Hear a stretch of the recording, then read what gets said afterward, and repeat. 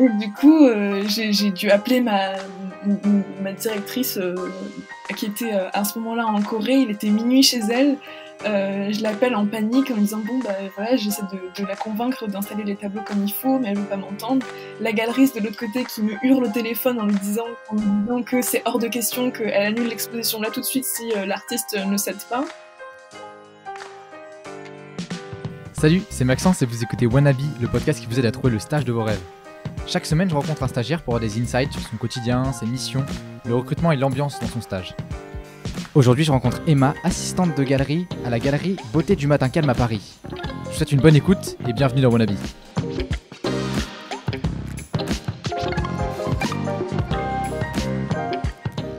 Bon, et bah salut Emma, merci beaucoup d'avoir accepté mon invitation sur le podcast, c'est hyper cool. Premièrement, est-ce que tu peux peut-être te présenter et puis ton stage aussi, s'il te plaît? Alors, je m'appelle Emma, je suis en M1 à GEM, donc Grenoble École de Management. Avant ça, j'ai fait une prépa. Et cette année, je suis en échange académique à Barcelone. Et donc, mon stage, j'ai fait un stage de 2 mois, 8 semaines, de 8 semaines à la galerie Beauté du Matin Calme en tant qu'assistante galeriste et assistante de communication. Ok, donc tu étais dans une galerie d'art à Paris. Pourquoi tu as voulu faire ce stage dans une galerie? Alors, j'ai toujours su que je voulais évoluer dans le monde de l'art, professionnellement parlant, et la galerie d'art, c'était un bon moyen. La galerie d'art parisienne, il y avait un peu, je sais pas, ça représentait un certain idéal dans lequel j'avais envie de m'immerger. Et, et donc voilà, j'ai obtenu ce stage dans la galerie d'art en tant qu'assistante de com, et je me suis dit que c'était vraiment un très bon moyen d'appréhender un petit peu le milieu du monde contemporain dans le secteur privé, parce que c'est très différent dans les musées, par exemple. Ok, d'accord. Et du coup, en tant qu'assistante de com, quelles étaient concrètement tes missions? Alors, initialement, sur le papier, j'étais que assistante de com, et donc en tant qu'assistante de com, ce que je devais faire principalement, c'était faire la communication de toutes les expositions de la galerie, faire la communication des événements de la galerie en dehors de ses murs, c'est-à-dire la participation de la galerie aux différentes foires d'art contemporain, notamment en Asie. Ok. Euh, et, euh, et ensuite, tout ce qui était comme un peu plus classique entre guillemets, c'est-à-dire la création d'affiches promotionnelles, des affiches pour les expositions, pour les vernissages, l'envoi des vernissages aux invités habituels de la galerie, par exemple. Et justement, tu disais que sur le papier, c'était assistante de com, mais du coup, tu as fait d'autres choses qui n'ont pas forcément de lien avec la communication? Ah bah ouais, beaucoup. En fait, je dirais même que ça représentait la majorité de mon travail. C'était pas vraiment de l'assistante de communication, c'était plus en tant qu'assistante de galerie, parce que j'ai fait des missions qui étaient très cool au demeurant, mais qui n'avaient rien à voir avec la communication. Par exemple, j'étais en charge d'installer et de désinstaller toutes les expositions. Donc, qu'est-ce que ça veut dire concrètement? Ça veut dire s'assurer de la bonne réception et du bon envoi de chaque colis d'œuvres d'art par les artistes, parce que les artistes peuvent pas toujours déposer leurs œuvres d'art en main propre. Donc, ils font appel à des services d'envoi, de transport, et donc c'est à moi de recevoir, de m'assurer que le poids de tous les colis correspond, que la taille et que tous les colis sont en bon état, bien évidemment, parce que c'est des œuvres d'art, donc ça coûte très cher, c'est très fragile. Et ensuite, installer toute l'exposition comme je le souhaitais. Donc ça, c'était un peu cool parce que j'avais pas mal de liberté. Donc là, c'était un travail plus de commissaire d'exposition réellement, c'est-à-dire que c'est moi qui décide si on met le grand tableau sur le mur du fond ou sur le mur de gauche, comment est-ce qu'on installe les lumières, voilà, de aussi mettre, une fois que l'exposition est finie, soit de renvoyer toutes les œuvres.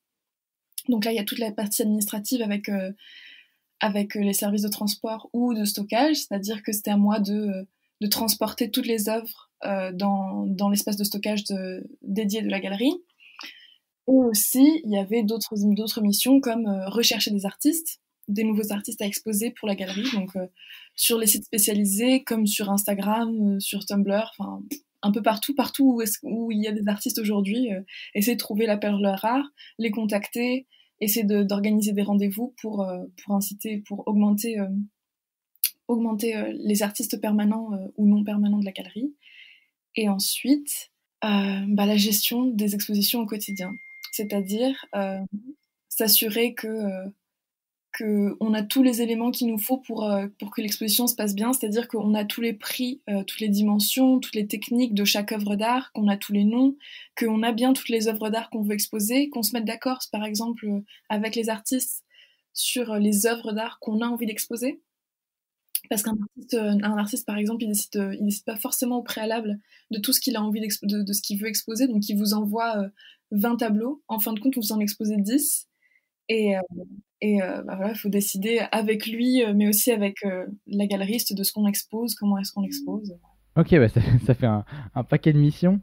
Du coup, comment ces missions sont un peu organisées? J'imagine que ça marche pas trop forcément par semaine ou par journée type, mais plutôt par cycle d'exposition. Mais est-ce que tu as je sais pas, des routines quand même qui reviennent, je sais pas, tous les lundis, toutes les semaines? Est-ce que tu peux nous parler un peu de ton emploi du temps?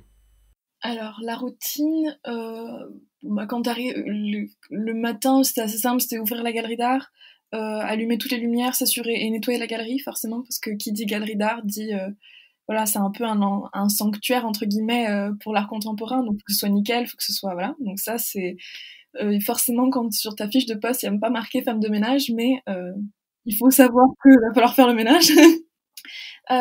Ensuite, forcément, je dirais ce qui revient quotidiennement, c'est toujours regarder les mails de la galerie et s'assurer que la communication avec les artistes se passe bien, qu'il n'y a aucun artiste qui a une question en stand-by. Parce que ce qu'il faut, en fait, ce qu'il faut vraiment mettre en avant, je pense, c'est que quand on est galeriste ou surtout assistant de galeriste, on est vraiment un peu à la merci de l'artiste. Et donc, il faut que l'artiste se sente bien. Donc, c'est tout le temps rassurer les artistes, surtout quand on n'est pas dans une grande galerie où ce sont de grands artistes. Donc, quand c'est des artistes débutants, ils sont très stressés.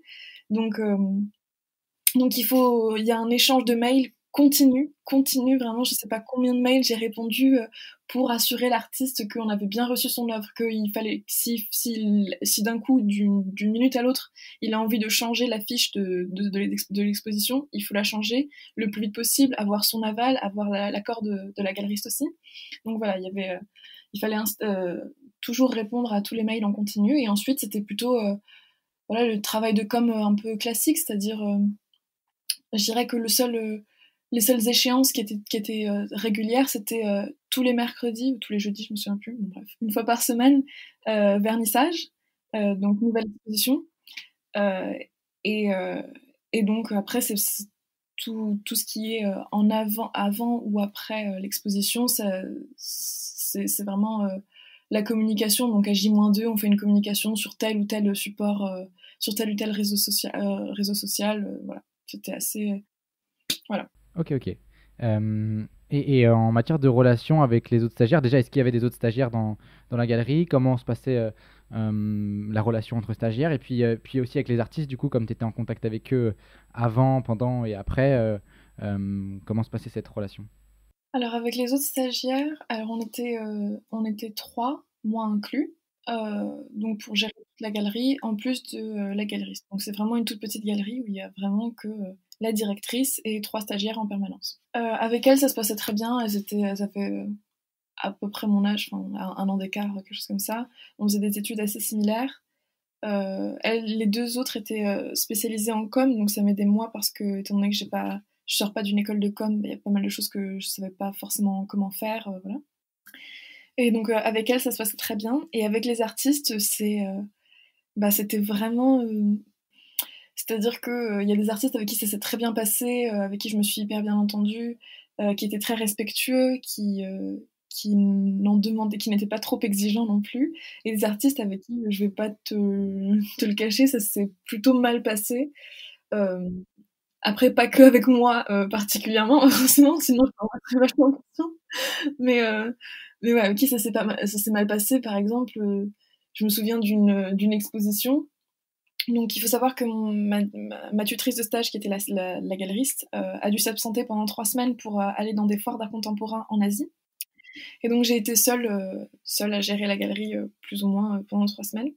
Et comme j'avais le plus d'ancienneté vis-à-vis des deux autres stagiaires, c'était vraiment moi qui étais en charge. Donc, c'était assez. Donc là, pour le coup, ça vous responsabilise très vite. Et donc, par exemple, il y avait une artiste avec qui j'ai un peu dû batailler pendant 3 heures à la galerie d'art parce que elle voulait exposer beaucoup, beaucoup trop de tableaux vis-à-vis de la taille de la galerie.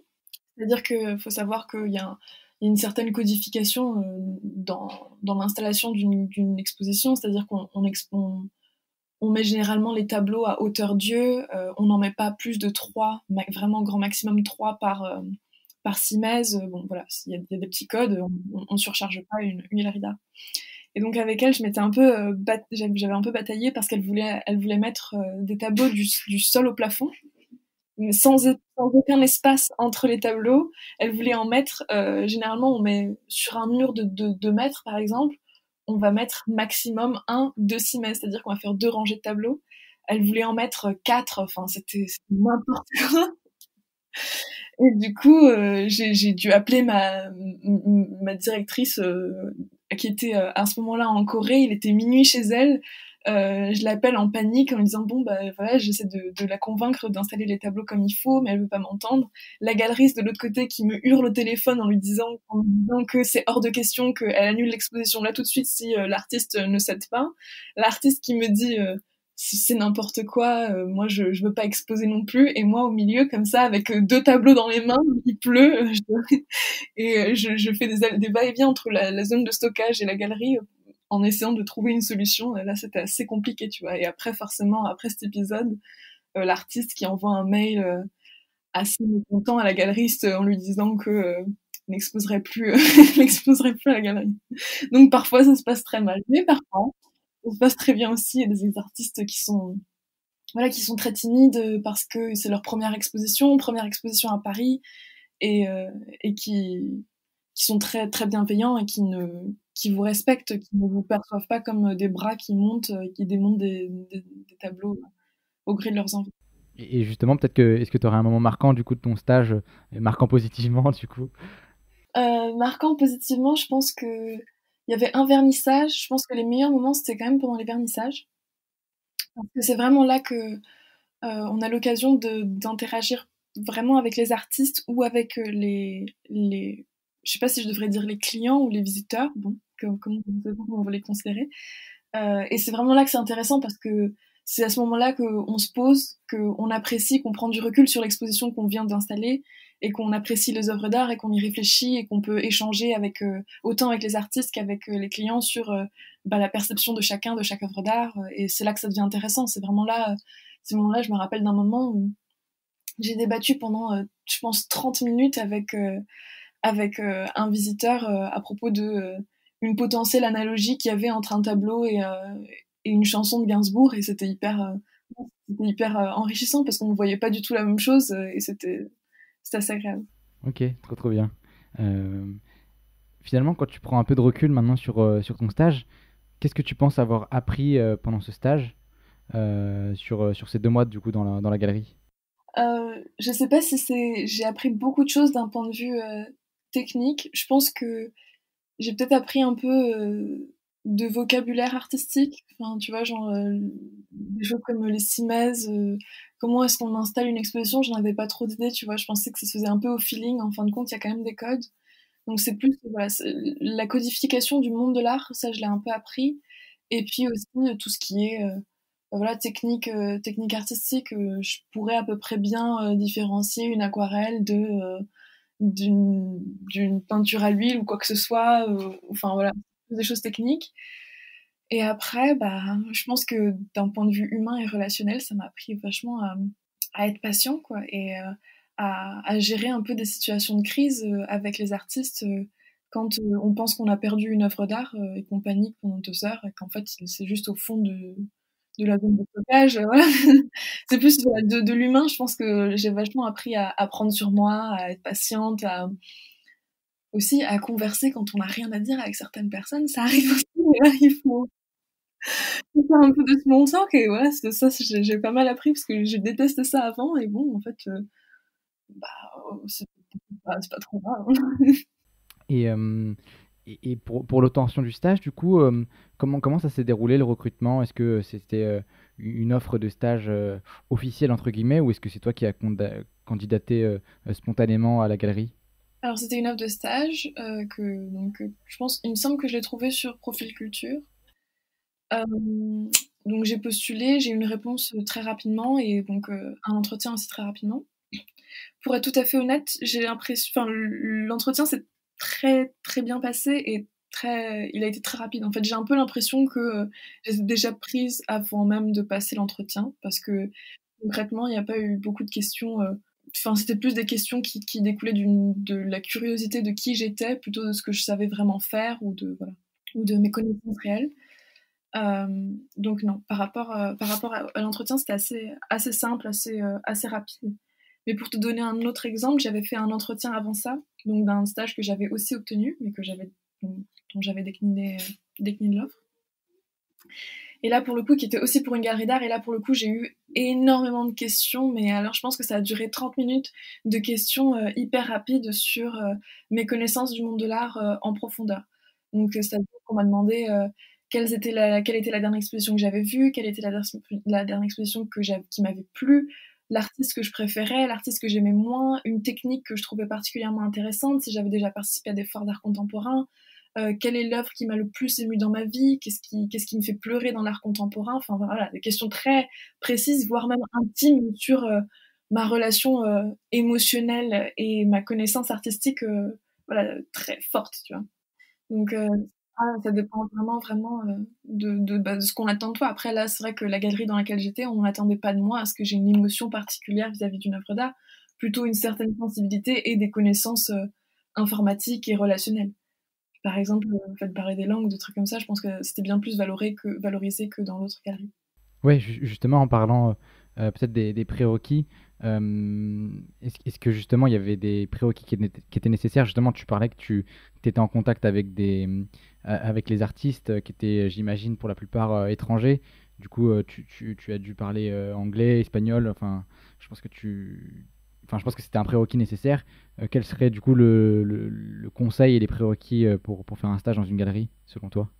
Euh, je pense que c'est vraiment primordial d'avoir un bon sens humain, c'est-à-dire d'aimer parler aux gens et d'être patient. Parce que, notamment dans les galeries d'art, aujourd'hui, à part les galeries un peu cool, hipster du Marais, les clients des galeries d'art, ça reste des personnes assez âgées qui viennent là pour se détendre et donc il faut avoir une certaine patience forcément. Voilà, je pense qu'un certain prérequis, c'est que si tu n'aimes pas parler aux gens, si tu n'aimes pas les gens, si tu aimes bien être un peu toi face à ton ordi en train de travailler tranquillement, ne va pas dans une galerie d'art parce que la galerie d'art c'est un open space entre guillemets et dans la plupart des galeries d'art, les bureaux des assistants sont directement dans la galerie. Donc tu peux être importuné toutes les 5 minutes, mais pas vraiment importuné, tu peux être importuné entre guillemets par toutes les 5 minutes par un nouveau client. Et il faut à ce moment-là tout lâcher et directement être à l'écoute des besoins de cette personne. Et aussi, je pense que vraiment, voilà, parler des langues étrangères, c'est un peu indispensable. C'est un peu indispensable parce que voilà, j'avais effectivement, on a exposé des artistes, beaucoup d'artistes asiatiques, des artistes hispaniques aussi. Donc l'anglais, l'espagnol, je l'ai beaucoup parlé pendant mon stage et je dois avouer que les autres stagiaires c'était un peu plus compliqué pour elles les langues et donc ça faisait que j'avais beaucoup de charges de travail qui m'arrivaient quand on avait une exposition avec 2 artistes étrangers en même temps parce que bon, elles étaient un peu limitées. Ok, formidable. Et peut-être pour finir, en matière de salaire, de gratification de stage, pour être précis, qu'est-ce qu'on peut espérer en faisant un stage dans une galerie? Alors, pas grand-chose. Moi, j'ai fait un stage de moins de 8 semaines, enfin de 8 semaines tout pile, donc j'ai pas été payée selon la loi française. Voilà, après, d'autres gens que je connais qui ont fait des stages dans des galeries d'art, c'était toujours au minimum légal, c'est-à-dire 3,9 $, 3,9 $, 577 par mois. Voilà. Il faut pas s'attendre à beaucoup plus, je pense, dans les galeries d'art. D'accord, ok. Ok, ok. Bah écoute, merci beaucoup Emma. Si jamais il y a des personnes qui souhaitent avoir un éclaircissement sur, je sais pas, la galerie du Beauté du Matin Calme par exemple, ou un stage dans une galerie en général, est-ce qu'ils peuvent te contacter sur LinkedIn par exemple? Yes, bien sûr. Emma Didier, Didier comme le prénom, c'est très simple. Ok, bah voilà. Merci beaucoup Emma et puis à bientôt. À bientôt. Merci à tous d'avoir écouté jusqu'à la fin. Si jamais l'épisode vous a plu ou que vous souhaitez le soutenir, n'hésitez pas à laisser un commentaire sur Apple Podcast ou vous abonner sur Spotify. Enfin, si vous avez des feedbacks ou vous souhaitez que j'interviewe un stagiaire en particulier, n'hésitez pas à me contacter à maxence@lajpea.fr. À bientôt.